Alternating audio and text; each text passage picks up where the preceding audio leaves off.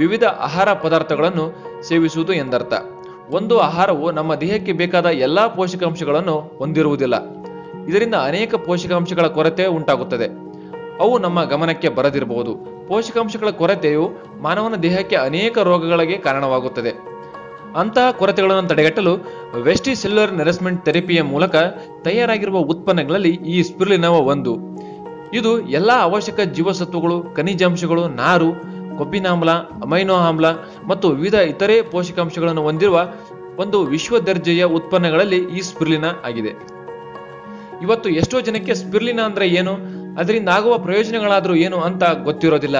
ಈ ವಿಡಿಯೋದಲ್ಲಿ ಸಂಪೂರ್ಣವಾಗಿ ಸ್ಪಿರುಲಿನಾದ ಬಗ್ಗೆ ತಿಳಿದುಕೊಳ್ಳೋಣ. ಸ್ಪಿರುಲಿನಾವು ಇದು ಒಂದು ಬಗೆಯ ನೀಲಿ ಮತ್ತು ಹಸಿರು ಬಣ್ಣದ ಪಾಚಿ ಸಸ್ಯವಾಗಿದೆ. ಇದರಲ್ಲಿ ವಿಟಮಿನ್ ಬಿ ಜೀವಸತ್ವಗಳು, ಬೀಟಾ ಕ್ಯಾರೋಟಿನ್ ಮತ್ತು ವಿಟಮಿನ್ ಇ ಸೇರಿದಂತೆ ಹಲವಾರು ಪೋಷಕಾಂಶಗಳಿವೆ. ಸ್ಪಿರುಲಿನಾದಲ್ಲಿ ಖನಿಜಾಂಶಗಳು